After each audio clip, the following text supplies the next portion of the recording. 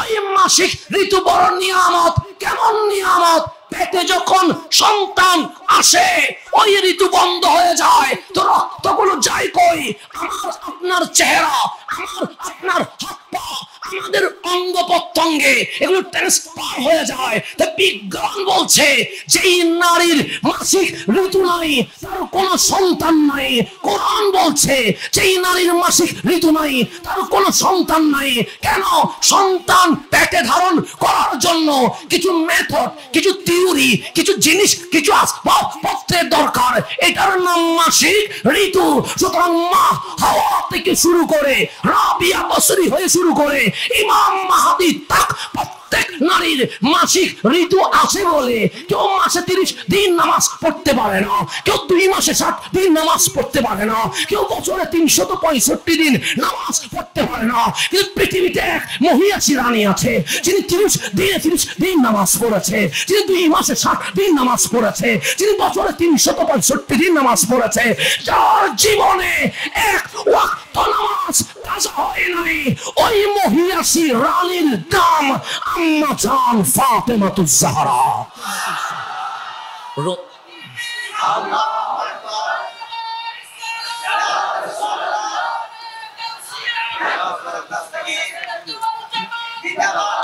একটু গভীরভাবে খেয়াল করবেন। তাহলে মাসিক ঋতু যার আছে তিনি মাসে 30 দিন নামাজ পড়তে, কিন্তু আম্মা জান ফাতেমাতুজ জাহরা 30 দিন নামাজ পড়েছে। মাসিক ঋতু যার আছে উনি 2 মাসে 60 দিন নামাজ পড়তে পারে না, কিন্তু আম্মা জান ফাতেমাতুজ জাহরা 2 মাসে 60 দিন নামাজ পড়েছে।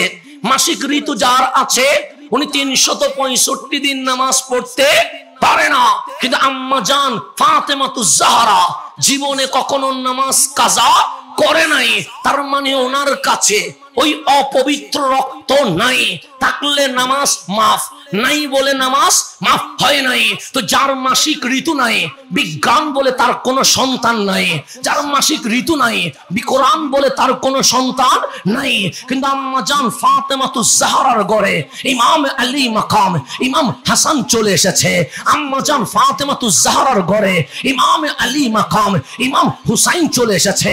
মুফাসসিরকে জিজ্ঞেস করা হলো, ওহে মুফাসসির, যার মাসিক ঋতু নাই, তার ঘরে সন্তান নাই, হাসান হুসাইন আসলো কেমনে? বিজ্ঞানীরে জিজ্ঞেস করা হলো, ওহে বিজ্ঞানী, তোমরাই তো বলছো যার মাসিক ঋতু নাই তার ঘরে সন্তান নাই, ফাতেমাতুজ জাহরার ঘরে হাসান হুসাইন আসলো কেমনে? 1400 বছর মুফাসসির স্তব্ধ হয়ে গেছে, বিজ্ঞানীদের কলম বন্ধ হয়ে গেছে, কিন্তু বেরেলির চাটাইতে ইমাম আলা হযরত সৈয়দি ইমাম আহমদ রেজা ফাদিলে বেরলভী বসে আছে। ওনাকে জিজ্ঞেস করা হলো, আপনি তো মুফাসসির, আপনি তো স্কলার, আপনি তো গবেষক, আপনি তো বিজ্ঞানী, ফাতেমাতুজ জাহরার মাসিক ঋতু তো নাই। না না, নাই নাই নাই। কেন ওনার নামাজ কাজা হয় নাই? ওনার ঘরে হাসনাইনে কারিমাইন আসলো কেমনে? আমার আলা হযরত বলে কলম বন্ধ করে দেয়, কিতাব বন্ধ করে দেয়, এসকের চোখ খুলে দেয়, তখন উত্তর আসবে, তেরি নসলে পাক মে হে बच्चा बच्चा नूर का तू ही आईने नूर सब घराना नूर का हबीब अपनी नूर অনেক দূরের কথা। ফাতেমাতুজ জাহরা নূর, সেই নূরে হাসনাইন নূর, সেই নূরের মূল আপনি রহমাতুল লিল আলামিন।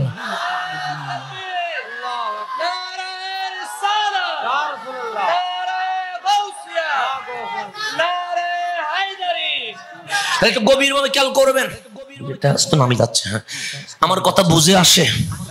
হ্যাঁ, যদি আপনার ভালো না লাগে অ্যাকসেপ্ট করবেন না, আপনার যদি ভালো না লাগে অ্যাকসেপ্ট করবেন না, কিন্তু আশিকদের কথাকে ইনশাআল্লাহ কিয়ামতের সূর্য পশ্চিমে উঠবে, এই দলিলকে খণ্ডন করার কোন মায়ের ফুট জন্ম নিতে পারবে না ইনশাআল্লাহ।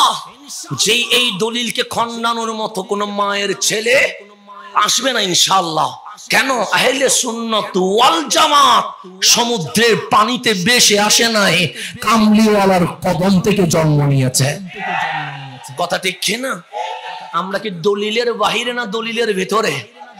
দলিলের ভিতরে, আমরা দলিলের বাহিরে নয়। তো আমি যেখানে যাচ্ছিলাম আল্লাহ বলেন, হাবিব আপনার এই আওলাদ ফাতেমাতুজ জাহরার ঘর থেকে আপনার নসল, আপনার আহলে বাইত এমন ভাবে বের হবে, ইন্না আ'তাইনা কাল কাউসার। মানুষের বংশ মাঝে মাঝে নির্বংশ হয়, হয় কি হয় না? হয়, দাদা নাতি পতি হয়ে শেষ হয়ে যায়, এরকম হয় কি হয় না? তা আল্লাহ বলছে, হাবিব আপনার শানে যারা বেয়াদবি করবে তাদের বংশ নির্বংশ হয়ে যাবে। তাদের বংশ কি হয়ে যাবে? আবু জাহেলের বংশ কি আছে? আবু লাহাবের বংশ আছে, উতবার বংশ আছে, শাইবার বংশ আছে, ইয়াজিদের বংশ আছে। কেন? আল্লাহ বলছেন, হাবিব আপনার শানে যারা বেয়াদবি করে তাদের বংশ নির্বংশ হয়ে যাবে। কিন্তু ইন্না আ'তাইনা কাল কাউসার, ফাতেমাতুজ জাহরা দিয়ে আপনার যে আহলে বাইত বের হবে তা জীবনের নির্বংশ হবে না, কিয়ামত পর্যন্ত সারা বিশ্বে আওলাদ রাসূল পৌঁছে যাবে। এটা ঘোষণা কার? আচ্ছা, আখেরি জামানায় ইমাম মাহদি আসবে কি আসবে না? এতে কোনো সন্দেহ আছে? আপনাদের কোনো ডাউট আছে? আমরা মাহাদির সৈনিক হতে চাই কি চাই না? চাই, কারণ ফিলিস্তিন স্বাধীন হবে, মসজিদে আকসা আমাদেরই হবে। কিন্তু আমার রাসূল বলছে গাজওয়ায়ে হিন্দের মাধ্যমে ইমাম মাহদি আসার আগে হিন্দুস্তানে আমি নবীর কালিমার পতাকা পথ পথ করে উঠতে থাকবে। তাহলে আমরাই হব ইমাম মাহাদির সৈনিক। আমরা কার সৈনিক হব? ইমাম মাহাদির সৈনিক। আপনাদেরকে ফিলিস্তিনে যেতে হবে, আপনাদেরকে মসজিদে আকসা দখল করতে হবে। আমার রাসূল আম্মা জান ফাতেমাতুজ জাহরাকে দেখে মিটি মিটি হাসতেছেন। কারণ আমি যদি বারবার আপনার দিকে তাকায় হাসি, এইদিকে তাকাইলাম হাসি নাই, এদিকে তাকাইলাম হাসি নাই, এদিকে তাকাইলাম হাসি নাই, কিন্তু ওনার দিকে যতবার তাকায় ততবার হাসলাম। উনি মনে মনে না বললেও হঠাৎ দাঁড়িয়ে বলবে, হুজুর ডানে তাকাইলে হাসেন না, বামে তাকাইলে হাসেন না, পিছনে তাকাইলে হাসেন না, আমার মুখে এমন কি আছে আপনি বারবার আমার দিকে তাকাইলে মিটি মিটি হাসেন? জিজ্ঞেস করবে না? করবেই তো। আমার রাসূল ডানে তাকায় হাসে না, আম্মা জান ফাতেমাতুজ জাহরার দিকে তাকাইলে মিটি মিটি হাসে। আবার বামে তাকায় কামলিওয়ালা হাসে না, আবার আম্মা জান ফাতেমাতুজ জাহরার দিকে তাকাইলে মিটি মিটি হাসে।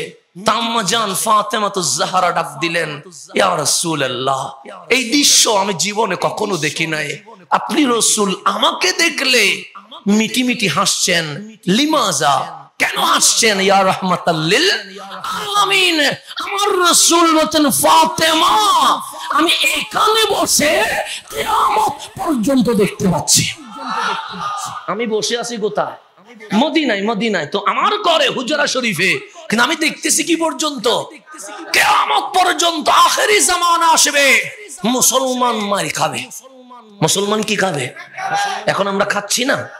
হিন্দুস্তানে মুসলমান মার খায়, মায়ানমারে মুসলমান, ইয়ামান লেবাননে মুসলমান, ফিলিস্তিনে মুসলমান মার খায়। চতুর্দিকে মার খাইতে খাইতে মুসলমানের পিঠ দেওয়ালে ঠেকে যাবে।